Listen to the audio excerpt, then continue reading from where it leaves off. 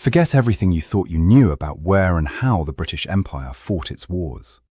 We're about to uncover a hidden chapter, a saga of audacious raids, engineering marvels, and unsung heroes battling heat, disease, and a formidable enemy in the vast, unforgiving deserts of the Ottoman Empire. Get ready to witness a side of the Redcoats you've never seen. When the popular imagination turns to the British Army of the 18th and 19th centuries, it invariably conjures images of rain-slicked fields in Flanders, the rolling green hills of the Iberian Peninsula, or perhaps the humid jungles of India. We picture the Duke of Wellington at Waterloo, or the thin red lines standing firm against a backdrop of European forestry. Yet there exists a parallel history, bleached by the sun and buried under drifting sands, where the distinct scarlet of the British uniform stood in stark, blinding contrast to the beige dunes of the Middle East. This narrative does not begin with the trench warfare of Gallipoli or the romanticized guerrilla campaigns of Lawrence of Arabia in the First World War. Long before the 20th century dawned, the British soldier was already well acquainted with the Ottoman desert. This is the story of two pivotal, yet strangely overlooked campaigns in Egypt that effectively bookended the 19th century: the expedition of 1801 and the Anglo-Egyptian War of 1882. These conflicts represent the alpha and omega of the classic redcoat in the desert. They tell the story of an army evolving from the rigid formations of the Napoleonic Wars to the dawn of modern imperial policing, all while struggling to adapt to an environment that wanted them dead. In 1801, the strategic calculus was driven by one man, Napoleon Bonaparte. His invasion of Egypt was a direct dagger aimed at the throat of the British Empire, the route to India. The British response was not merely a diplomatic protest, but a massive amphibious projection of power. Under the command of Sir Ralph Abercrombie, thousands of men were deployed to the Nile Delta. These were men equipped for the cool climates of Northern Europe, now asked to march and fight in heavy wool tunics and stifling leather shakos under the North African sun. They faced not only the veteran legions of the French Republic, but the sheer alien nature of the terrain itself. Fast forward 80 years to 1882, and the geopolitical landscape had shifted, yet the fundamental challenge remained the same. The Suez Canal had been cut through the sand, becoming the new jugular vein of the British Empire. When the Urabi Revolt threatened to sever this lifeline, the British Army returned. By this time, the weapons had evolved. Breech-loading rifles and Gatling guns had replaced muskets. But the soldiers' burden had hardly lightened. At the Battle of Tel el-Kebir, the British infantry conducted the last major battle in history fought in the traditional scarlet coat. It was the final curtain call for the old-world aesthetic of war, played out on a stage of sand and stone. Why have these campaigns faded from the collective memory? Perhaps because they sit awkwardly between the glorious decisive victories of the Napoleonic era and the industrial slaughter of the world wars. They were wars of logistics, of endurance, and of uncomfortable imperial expansion rather than existential defense. Yet, their strategic importance cannot be overstated. These operations prove that Britain could project substantial military power outside the comfortable logistics of Europe. They demonstrated that an island nation could deposit an army on a hostile, arid coast and sustain it. However, the cost of this projection was immense. To the soldiers on the ground, high-level strategy meant little compared to the daily reality of their environment. This was a theatre of war where the sun was a weapon as lethal as any cannon. There was no cover, no fresh water, and no respite. As we delve deeper into this forgotten front, we will see that the greatest enemy the Redcoats faced was often not the French infantry or the Egyptian gunners, but the desert itself. It required a complete reimagining of how an army lived, moved, and fought. Before a single shot could be fired in anger, the British Army had to win a war against thirst, blindness, and the crushing weight of their own equipment. If the popular saying holds that an army marches on its stomach, then an army in the Ottoman desert survives entirely on its throat. For the British commanders planning these expeditions, the tactical map was secondary to the hydrological one. The first and most terrifying reality for the Redcoats landing on foreign shores was not the enemy line, but the desperate, all-consuming absence of water. In the 1801 campaign, this crisis manifested the moment the boots hit the sand at Aboukir Bay.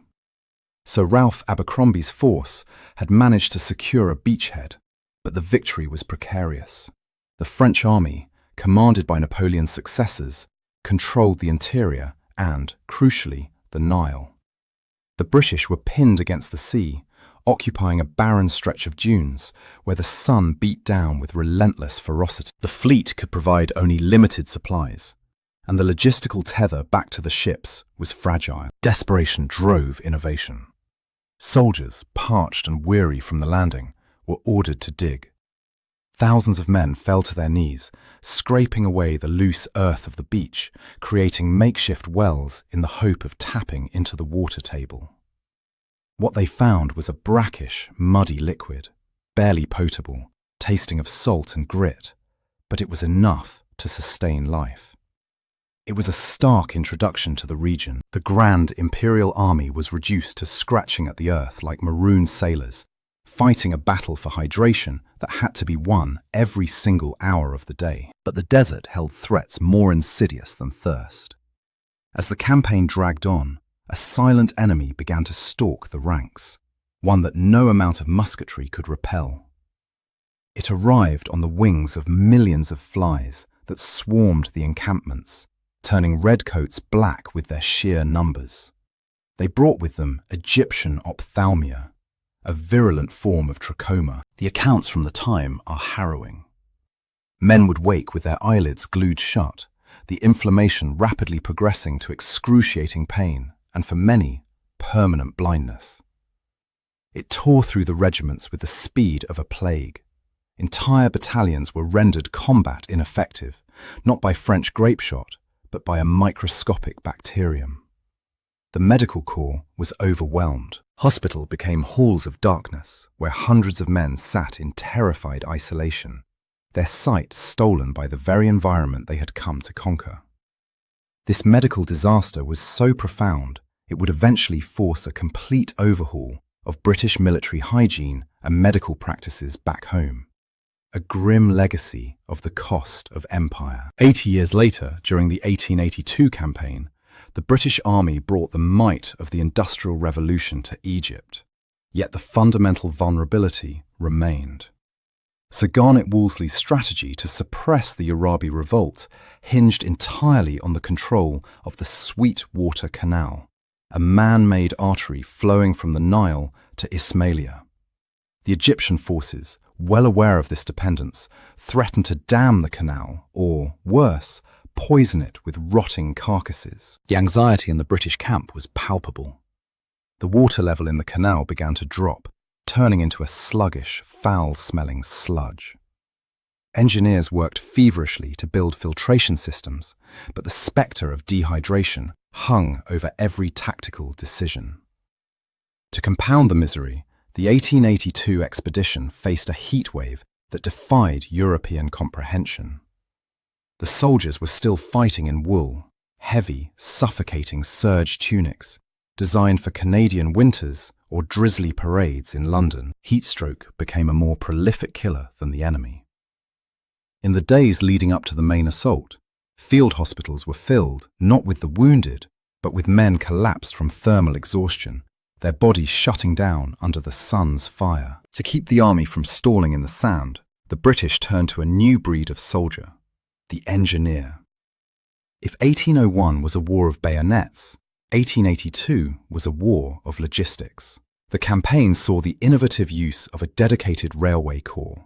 These men were tasked with repairing the train lines sabotaged by retreating Egyptian forces.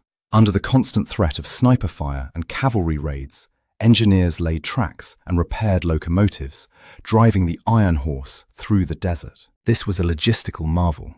For the first time, water, ammunition, and food could be rushed from the Suez Canal to the front lines by steam power.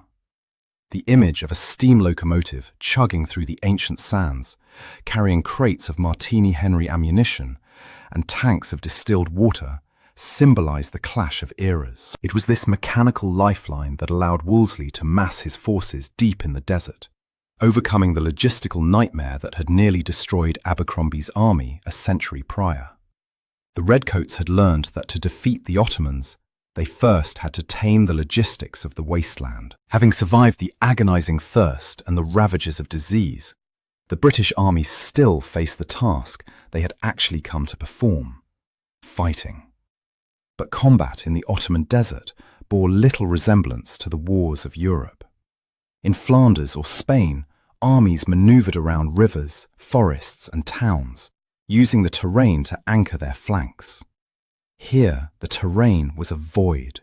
The desert offered no cover, no high ground, and nowhere to hide. It was a tactical blank slate, exposed entirely to the sun and the enemy's sightlines. To win, British commanders had to discard the rigid dogmas of the drill book and innovate under fire. The sheer audacity of these adaptations was first displayed on the shores of Aboukir Bay in 1801. The amphibious landing is often cited as one of the most complex military maneuvers, and Sir Ralph Abercrombie's execution of it remains a masterclass in discipline. As the British fleet lowered its boats, the French defenders waiting on the dunes above held every advantage. They had positioned artillery to sweep the water and lined the crests with musketeers. The British troops, packed tightly into open rowboats, had to endure a slow, agonizing approach under a storm of cannonballs and grape shot. There was no return fire. The soldiers simply sat, gripping their muskets, watching the water erupt around them. When the keels finally scraped the sand, the chaos should have been total. Instead, the Redcoats displayed a coolness that stunned the French observers. They leaped into the surf, waist-deep in water, and amidst the crashing waves and whizzing lead, they did not run for cover. They formed their lines. Before they even reached dry land, the distinct red rows were assembled. With a discipline forged in drill yards thousands of miles away, they fixed bayonets and charged straight up the shifting sand dunes, driving the French back by sheer cohesive force. Once established ashore, the infantry faced a new terror: the Mamluk and Ottoman cavalry. These horsemen were legendary for their speed and ferocity, and the open desert was their ideal hunting ground. In response, the British relied on the infantry square. It was a formation as old as the pike, but in the emptiness of the desert, it became a mobile fortress. A single battalion could transform into a hollow box of bristling bayonets, impervious to cavalry charges from any direction. The Desert War proved that while the environment was alien, the geometry of European warfare, when applied with iron nerve, could still dominate the sands. By 1882, however, the tactical equation had changed.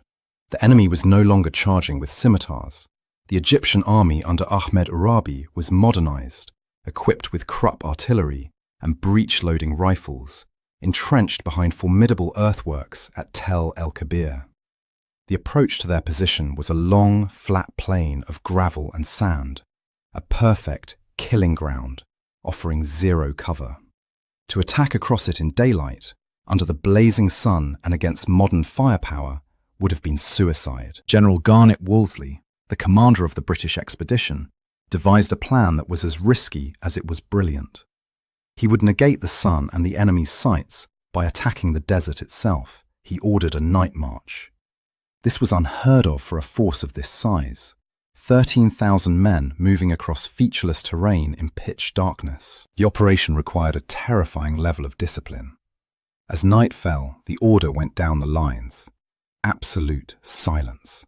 No smoking, no talking, and secure all equipment so nothing would clatter. The army became a ghost.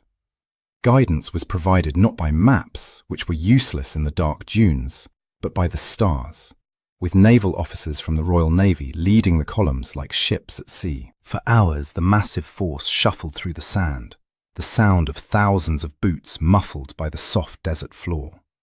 The tension was excruciating. A single accidental gunshot or a shout could alert the Egyptian sentries and turn the march into a massacre. Just as the first grey light of dawn began to bleed into the eastern sky, the silhouette of the Egyptian earthworks appeared, looming directly ahead. The British were mere hundreds of yards away, undetected. The silence was finally broken not by a command, but by the sudden eruption of the Egyptian lines as the sentries spotted the red wall emerging from the gloom. It was too late for the defenders. The Highland Brigade, the Black Watch, the Gordon Highlanders, and the Cameron Highlanders did not stop to fire. They unleashed a wild cheer that shattered the morning stillness and charged with cold steel. In 20 frenzied minutes, they stormed the parapets, overwhelmed the gun crews, and broke the Egyptian army. The Battle of Tel el-Kebir was over almost as soon as the sun had fully risen. Wolseley had used the desert night to defeat the desert heat, proving that the Redcoats could adapt their tactics to master even the most hostile environments on Earth. While generals like Wolseley and Abercrombie moved flags on maps, the reality of the Desert War was born on the cracked shoulders of the private soldier. Victory in the Ottoman domains is often measured by history in terms of miles secured or treaties signed, but the true cost was tallied in the tattered journals and letters home, written by men pushed to the very brink of human endurance. To read the personal accounts of the 1801 and 1882 campaigns is to step into a world of sensory extremity. Diaries from the time do not speak of glory. They speak of a burning sand that radiated heat through the thickest boot soles, blistering feet until marching became an act of torture. They describe a silence so profound in the deep desert that it was psychologically unnerving, broken only by the wind hissing over the dunes, a sound that many soldiers claimed drove men to madness. The psychological toll of the emptiness was immense. Far from the green fields of home, surrounded by a landscape that looked like the surface of a dead planet, soldiers grappled with a profound sense of isolation. The physical reality was equally brutal. The redcoat uniform, an icon of imperial power, was a torment in this theatre. In 1801, men fought in tight stocks and heavy wool that trapped sweat and sand against the skin, causing raw, infected sores. By 1882, despite some adaptations, the misery persisted.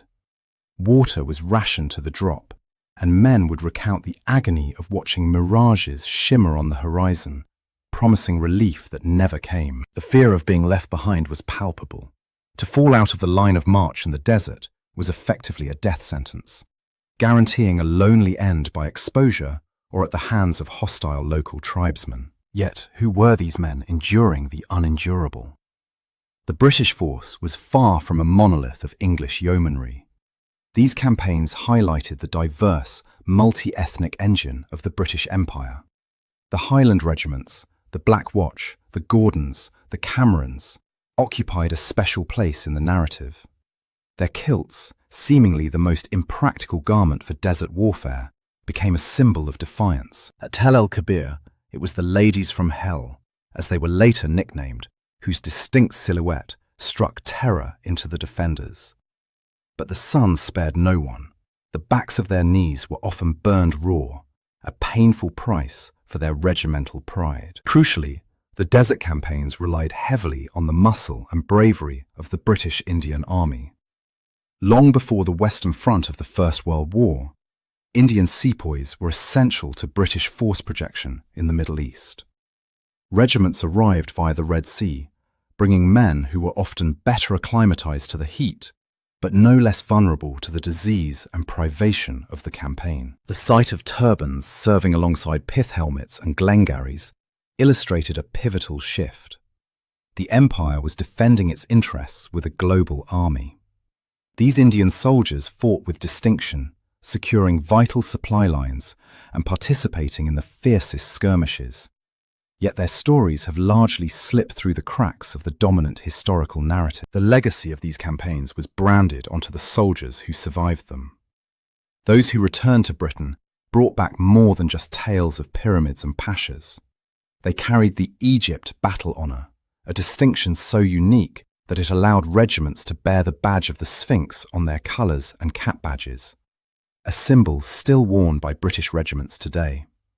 But they also brought back a hardened, stoic resilience. The Tommy of the late Victorian era, capable of grumbling his way through the worst conditions imaginable without breaking, was forged in the fires of the Egyptian desert.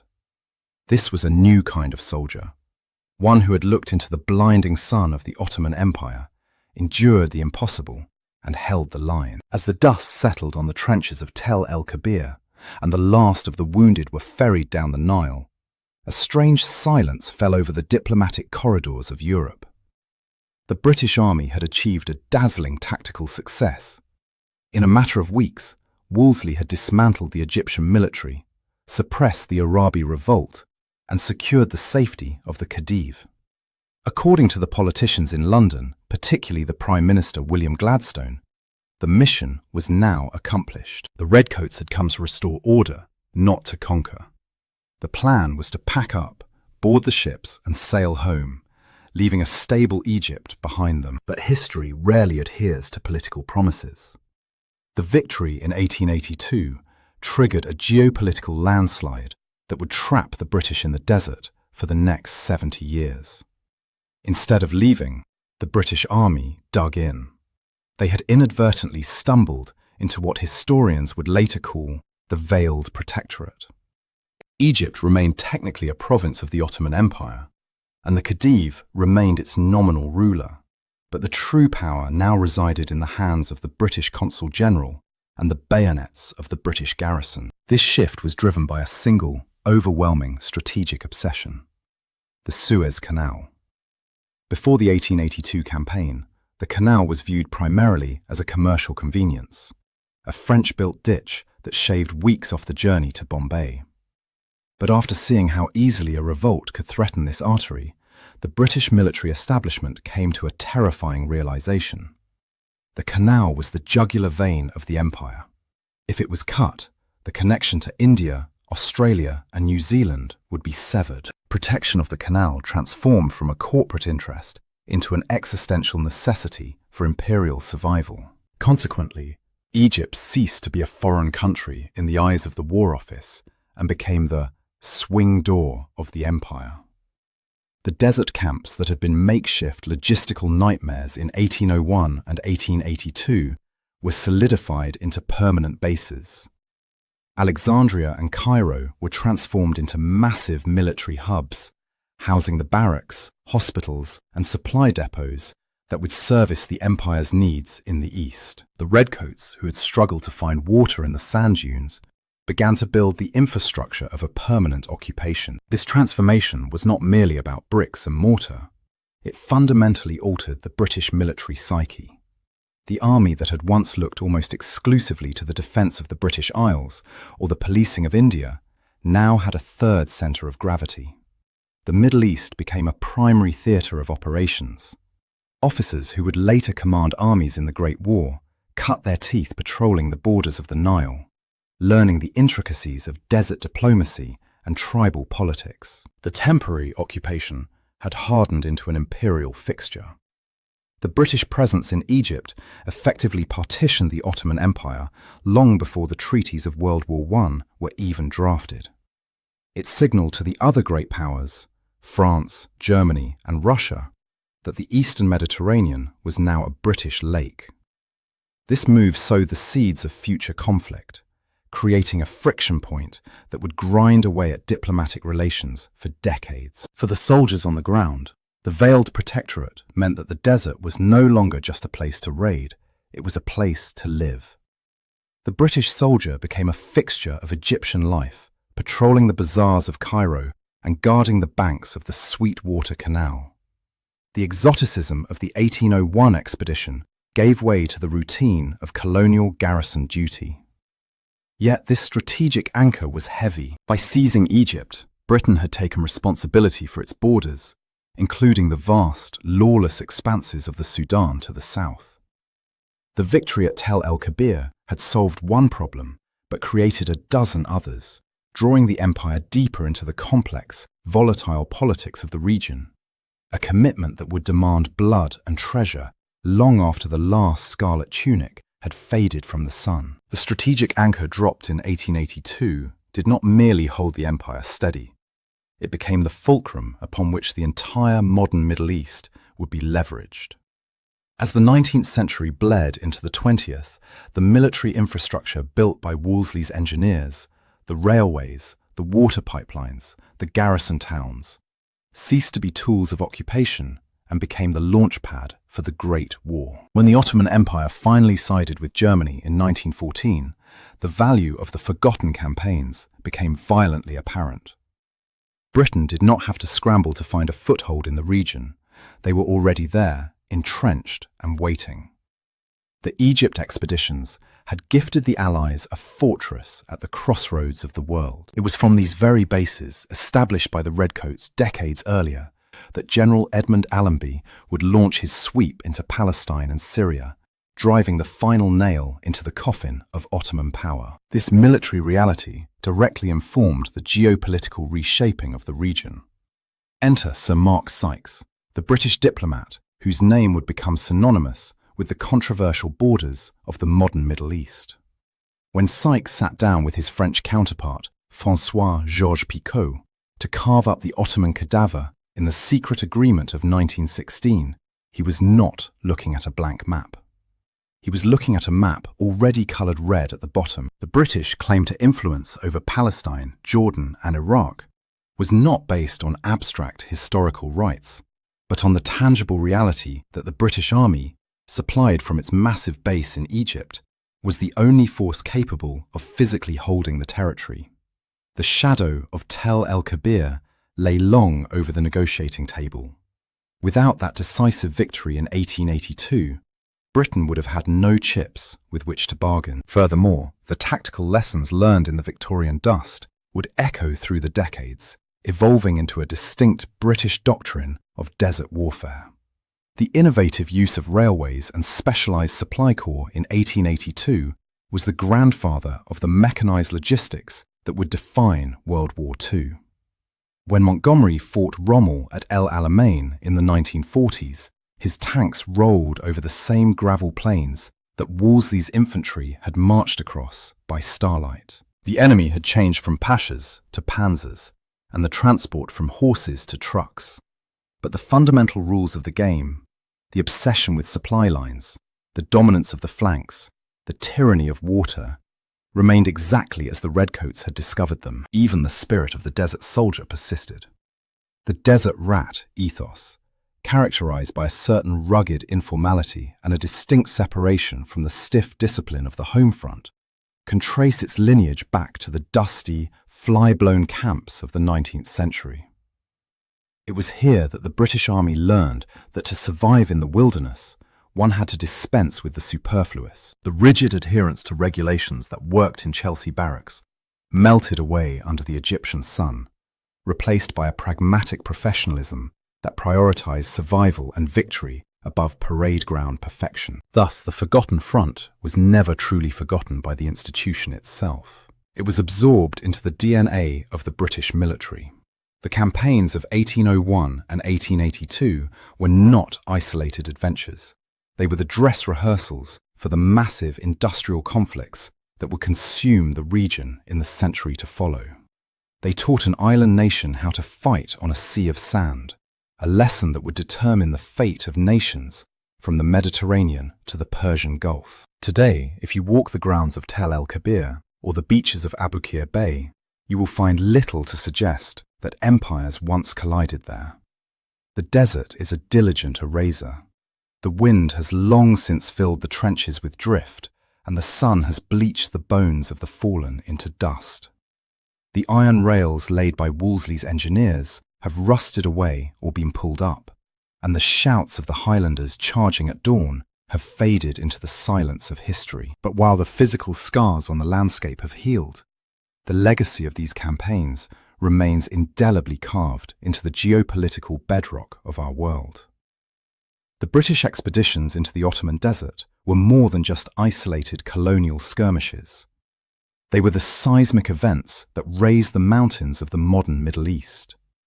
Every time we look at a map of the region, We are looking at lines drawn in the shadow of the Redcoats, who first secured the ground. The stability of the Suez Canal, the borders of nations, and the complex relationship between the West and the Arab world all have their roots tangling back to the logistical miracles and bloody struggles of the 19th century. Yet, beyond the grand strategy and the imperial chess games, there is a quieter, more human legacy that deserves remembrance. It is the story of the ordinary men who were asked to do the impossible. It is the story of the private from a rainy English village, standing in a woolen tunic on a scorching dune, fighting not for a canal or a khedive, but for the water in his canteen and the man standing next to him. It is the story of the Indian sepoy crossing an ocean to fight in a land that was as alien to him as it was to his officers. These soldiers proved that human resilience has no fixed limit. They demonstrated that with enough grit, discipline, and ingenuity, an army could survive the most hostile environments on Earth. They battled the sun, the sand, the flies, and the thirst, and in doing so, they expanded the definition of what was militarily possible. They were the pioneers of modern expeditionary warfare, teaching future generations that the greatest weapon in the desert is not the rifle, but the supply chain. History often remembers the generals and the treaties, but it forgets the sweat and the sores. It overlooks the blinding ophthalmia and the crushing heat stroke. By revisiting these forgotten fronts, we do more than just correct the record. We pay a debt of memory to those who marched into the furnace of the Ottoman Empire and forged a path through the fire. Their wars may be forgotten by the masses, eclipsed by the larger conflagrations of the 20th century, but their footprints remain, invisible yet permanent, beneath the shifting sands. In the end, the story of the Redcoats in the desert is a testament to the enduring paradox of the British Empire. A global power built on a fragile web of logistics, held together by the sheer, stubborn refusal of its soldiers to yield to the elements. As the sun sets over the Nile Delta today, casting long shadows over the ancient land, it sets on a world that was irrevocably shaped by the dust and dominion of those unsung campaigns. And there you have it, the grueling, gritty, and game-changing story of the British Army's forgotten desert campaigns. It's a reminder that history isn't just about the famous battles we learn in school.